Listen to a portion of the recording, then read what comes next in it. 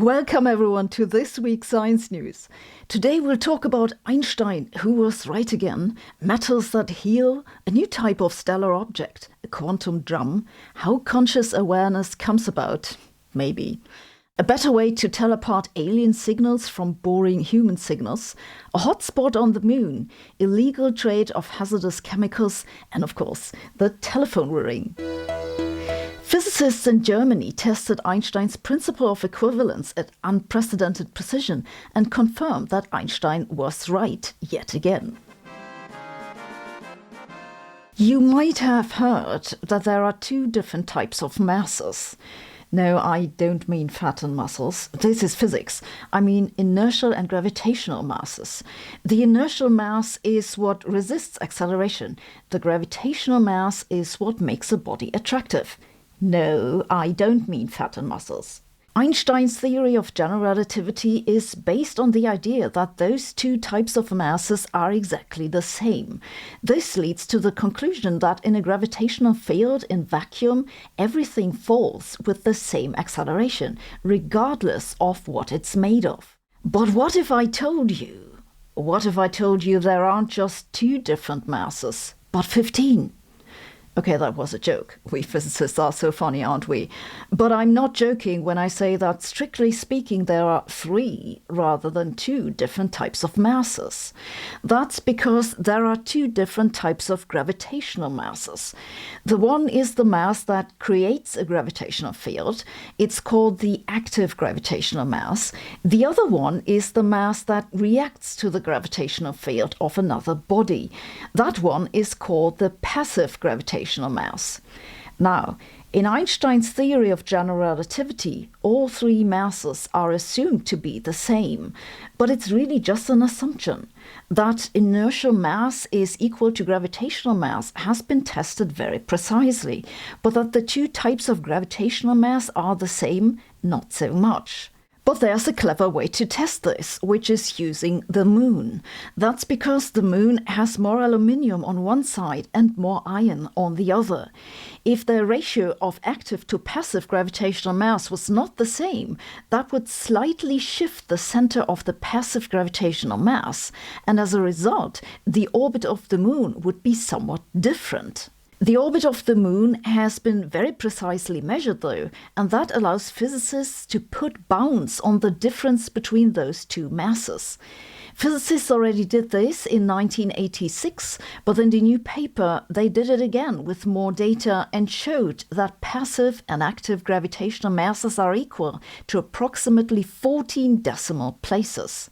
You might find this a rather academic study because certainly no one doubts Einstein. But it's not that simple. The issue is that Einstein's theories don't account for quantum effects, but we know that matter does have quantum effects. So strictly speaking, we don't know how Einstein's principle of equivalence even works. Physicists have come up with no less than 4 options, and measurements like this are not so much trying to confirm an already well-confirmed theory as actually trying to figure out how it works in regimes we haven't tested. So just because Einstein was right again doesn't mean there's nothing left to do. Hello. Hi, Rishi. They did what? Train an artificial intelligence to come up with the best English swear word. Okay, I'll bite. What is it? Burr. Honestly, to me it sounds a little sheepish. Right, so instead of bleeping, we could be sheeping. That's f***ing ingenious. Ah, if an AI deduced it, I'm sure Berlin will understand. Thanks for calling. Bye. Scientists at Sandia National Laboratories have discovered evidence that metals can self-heal cracks. The group set out to use an electron microscope to better understand how fatigue cracks spread through platinum in a vacuum. They were surprised to instead see a crack refuse before regrowing along a different path. The healing process appeared to be similar to cold welding, which has been previously observed in other precious metals and is used in the production of microelectronic devices. These findings confirm an idea put forward by one of the paper's authors in 2013 that when cracking takes more stress than healing, then microstructures will tend to promote healing. It's like, sometimes you make up with your boyfriend because that's easier than moving out. Such fatigue cracks account for over 90% of in-service failures when machines break, so this is pretty amazing. You may think it's starting to look like every cloud has a silver lining and some of them are self-healing, but not so fast. As they write in the paper, stress equilibrium suggests that if local compressive stresses promote crack healing in one area, there must also be areas in which tensile stresses enhance crack opening. In other words, if you can heal cracks in one place, you make some in another place. So unfortunately, this doesn't explain why, when the repairman finally shows up, the washing machine's suddenly working again. Next, we have a discovery by researchers who aren't sure what they discovered. Using the Murchison Wildfield Array, a low-frequency radio telescope in Western Australia, a group of astronomers found an unusual pattern of pulsing radio emission. The signal varies in brightness by 2 orders of magnitude, lasts between 30 and 300 seconds, and recurs every 20 minutes or so. Naturally, they named it GPM G183910 and asked their mum if they could keep it. It's the second such object they found. They reported the first one last year, but it stopped pulsing soon afterwards. This one, however, they found in the data archives going back more than 3 decades, so it's been around for some while. This pattern with the long pauses doesn't fit any known stellar object. It could fit a slowly rotating neutron star known as a magnetar, which sometimes shows such pauses, but those usually emit much more X-rays. It's too bright to be a white dwarf, a brown dwarf binary, and an interaction between a star and an exoplanet wouldn't generate enough energy. Actually, if it's pulsing that slowly, it shouldn't emit any radio waves. So they don't know what they've discovered, but at least now they have 2 of whatever it is. Guess that's progress of sorts. Scientists from the University of Copenhagen have developed a quantum drum. It's a super-sensitive measurement device for force and acceleration, and they say it might one day go into your smartphone. This quantum drum is an example of a quantum sensor. It's a super-thin membrane, just 50 nanometers thick, made of a type of crystal. If you accelerate it, it vibrates, and that can be used to measure the acceleration. We just saw in a recent news episode why that is interesting.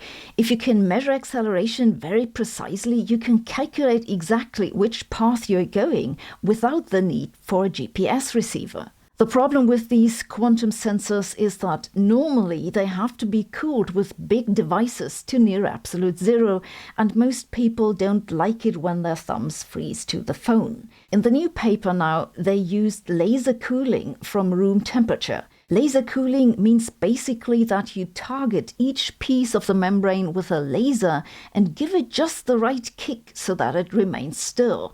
Basically, if you can use the laser to quiet the membrane sufficiently, then you can tell other disturbances.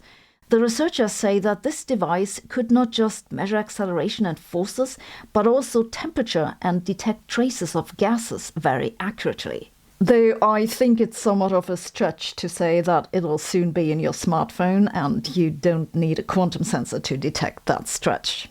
But speaking of phones, since so many of you asked so persistently, you can now subscribe to the audio of our videos as a podcast on Spotify and Apple and Google Podcasts and some other platforms.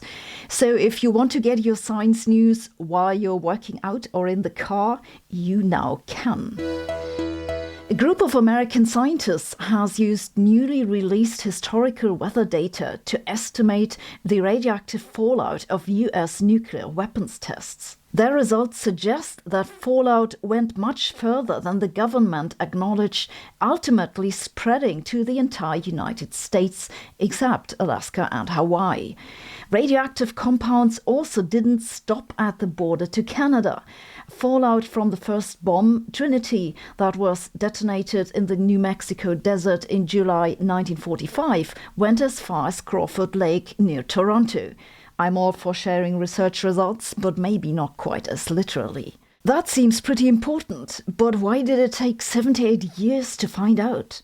It's because to do the calculation you need good weather data, and good weather data from the 1940s is hard to come by. But in March this year, the ECMWF released global weather data dating back to the 1940s for altitudes up to 10 kilometers. This dramatically improved the accuracy for the nuclear fallout estimate. To paraphrase Oppenheimer, bomb first, questions later. Luckily, there was a later, and it seems that the time has come for questions. The new findings might be used to update legislation that compensates people exposed to fallout, notably those who lived near nuclear test sites or downwind from the Trinity test. Census data show that at the time, 500,000 people lived within 240-kilometer radius of the Trinity test site, so that's a lot of people who might now come and ask for money. Also brings new meaning to New Mexico's state motto, Crescit eundo, it grows as it goes. A team of neuroscientists claim to have measured how we become consciously aware of something that we see. They say that their finding agrees with two leading theories of consciousness that should be competitors. Brain studies usually work with functional magnetic resonance imaging that tells you which parts of the brain are active. The problem is that this imaging method is slow. It tells you what parts of the brain are active, but it isn't particularly useful if you want to know in which sequence a signal is being processed. One can instead measure brain activity from electrical signals. This is often done on people who have electrodes implanted into their head for medical purposes. Such studies have found that if we look at images, then there are surges of activity in certain brain regions, but these peaks fade away within fractions of seconds, whereas conscious awareness often lasts longer. Well, sometimes anyway. So that doesn't seem to have much to do with consciousness. For the new study now, they looked at the brain activity of 10 patients who have electrodes in their brains for treating epilepsy.